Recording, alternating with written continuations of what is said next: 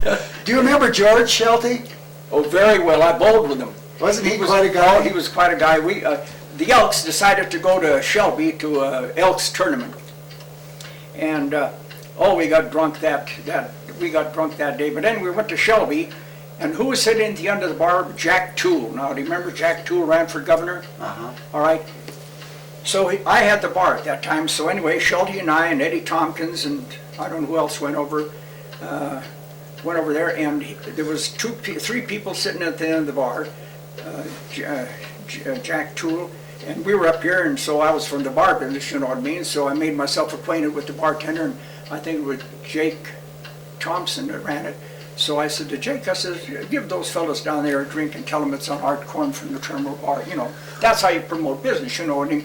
So anyway, we did that, went down there, and so anyway, I don't know, I bought another drink or something, sent one down. Finally, he said down there, he said, Jack, he said, Tooley called him down, he said, George, he said, buy those fellas for Butte a drink, you know what I mean? So I bought a drink, so finally we got acquainted. So geez, he sent us up Jack Toole sent us up a bottle up to the room, you know what I mean? And that's when I got to know him and ran for governor, and I campaigned for him quite extensively, as I have, and I'll show you later that I campaigned for Schwindon, I campaigned for Judge, I campaigned for all of these governors, you know what I mean, on the Democratic side. Now let's go back to the bar. Now, did you work, were you a bartender at the bar? Yeah, I didn't have to be belong to the union because I owned it. So what I did, I'm telling you the truth, I worked for almost 2 years. I never had no money. My dad had the money, so my dad bought it, and I was paying him 4% interest plus till I owned it, and it was 2 years, and I worked 10 hours a day for 2 years. 7 days a week? 7 days a week until I paid him back. Then later on, I just started working 5 days a week and 2 days off and whatnot. Now, did the bar ever close? Never closed. We never had a lock for the front door. Never had a lock for the front door. It all had a chain around it. When we bought it, had a chain around it, you know. Well, could you get by selling liquor any time of the night? All day, all night. And yeah, it wasn't until later that they said you had to stop at 2 o'clock, but otherwise. When did they start? When did they enforce the 2 o'clock rule? After the war? Oh, long time after the war. I mean, you know what I mean. Well, in fact, we had more business at 4 o'clock in the morning. We had quite a few shift bosses come in that lived on the west side, you know, walking. And we had more business at 4 o'clock in the morning. Sometimes we did it at 2 o'clock in the afternoon. Now, were a lot of bars like that they never closed? The Atlantic never closed. I don't know of a bar that closed on Sunday. It was open 24 hours a day. They were open 24 hours a day. No. Did you, now, was it a bar with stools, or did you have booths in there? We had booths in there. We had booths in the back end, and we had booths in the front end too. And we had a lot of ladies come in there and sit down because we advertised that ladies were welcome, you know what I mean? And we had our grand opening. We gave out roses and whatnot. So, well, did you have any gambling in there? No, we had no gambling there. Slot machines, yes, we had slot machines. Okay, now, weren't the slot machines supposed to be for veterans organizations, or? No. It might have been said that, but it wasn't, because it was see, Brink had it, and of course Brink was paying off, you know, and allowed to have them. Brink was paying them, and Humber had them, you know what I mean? But they took care of it so that they didn't bother us at all, you know what I mean? Slot machines were... So in other words, the slot machines were all over town, but they were more or less illegal. Yeah, right. Uh-huh. Yeah, right, they were all illegal. I remember one instance when I had this fella, we used to take the cars, a Goodyear tire was on the northwest corner of Broadway, Park and Montana Street. And this fella had come in and cash his check. The only time I'd see him is be on Friday night when he'd get his check, and his wife would meet us up there, and they'd have a couple of drinks. Then she would take maybe all the money, but maybe $3, $4. And she'd go home, because that was his one deal. And he'd sit there all night long and playing that nickel machine. You know, and so he'd play it and he'd win little bits. Finally, maybe he'd go broke at 9 o'clock at night, you know what I mean? But we'd always buy him a beer, you know what I mean? And sometimes give him an extra dime or two to put in the machine to keep him entertained. He'd play the machine. And that was his enjoyment, you know. It's just like going back to the M&M. You know, it's the same thing as going to the M&M. I had friends of mine, in particular one, I had Curly West, and my brother was the same way, Frank. They would, about once a month, they get the urge to play pan. So B would meet her husband up at up and by the M&M someplace, and it was hard, you know.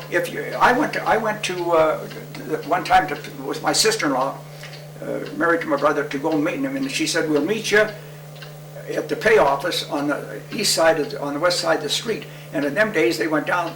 They paid the miners by cash. You know, they didn't pay them by check, or they paid them by cash.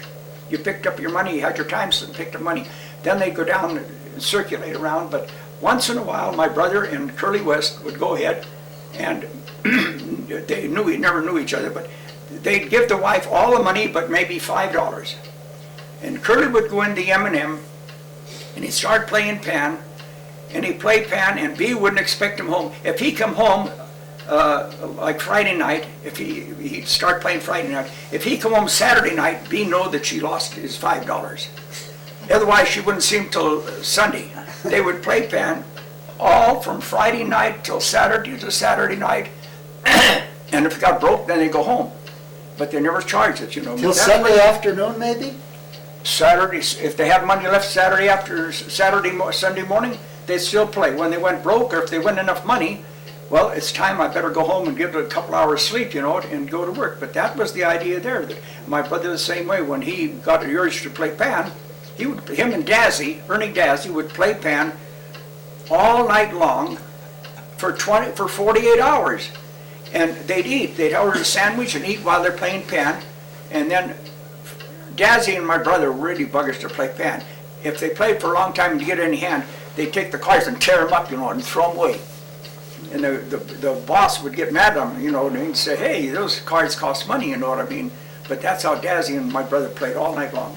Now, how many slot machines did you have?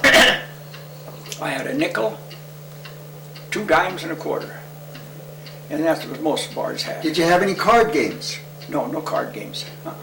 Did you have any? We had dice. We shake dice for a drink, or dice for the machine, for drinks, or dice to play the machine, you know what I mean? You want to play 2 bits of the machine, they come on, I'll play you for a machine. If we lost, we'd dig a quarter in the music box. And the music box was, at first you put your quarters in there and pick out what tunes you want. 5 tunes for a quarter, or 6 per quarter. And then they got the idea, they had what they called a microphone in the machine. And his office was, the Brink had his office up in the Owsley building, up below Business College. And they would play the music they want. You'd go up and put a nickel in the machine and say, I want Dinah Shore record. So the woman up there put Dinah Shore record, and it transmitted down to the phonograph. Wow. Kind of, you know, that's how they did. And this one fella, Bill, like I said, come in Friday night.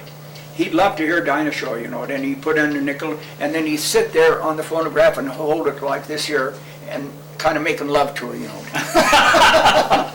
And he'd play that until finally somebody'd say, "Hey, Bill," they'd put a nickel in to play something else, you know what I mean?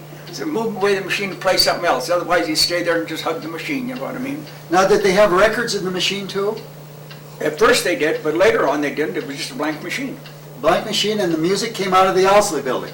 Yeah, Brink had that. Now, did you have slot machines when you first opened? No. When did you get slot machines? Oh, it was about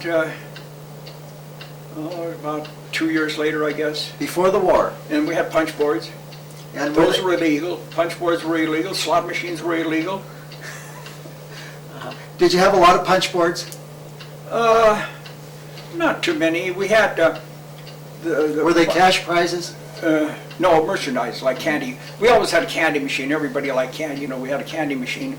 And then we had sweets. We had sweets candy from Salt Lake City. They were about the best candy made at that time. Outside of Furkovich. Furkovich had a factory here on East Mercury Street where he made homemade Butte candy. It was called Butte Candy by Furkovich. Oh. And he made the best candy around the country here. Furkovich. It was on East Mercury? I think it was the East Mercury or East Galena. I think And it was East called Galena. Butte? Butte chocolates, Oh. I think, Oh, yeah. made by Furkovich.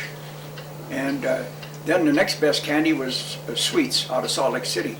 And we'd get a pound box of candy and put it on a crib board.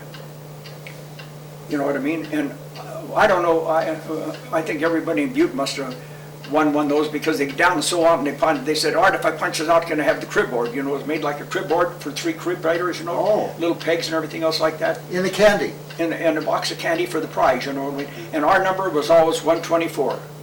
Our punch board number was always 124. Anything we had was 124 West Park. So the number on that, and we got one in the trailer in this part. It's red, yellow, and green, and the pegs are red, green, and yellow for treat. And I don't know much about it, but I think we paid I think $1.20, $1.10 for a pound box of candy. And if they punched out the board, we'd maybe make maybe 30% profit on it, or so, you know what I mean? Yeah, no, they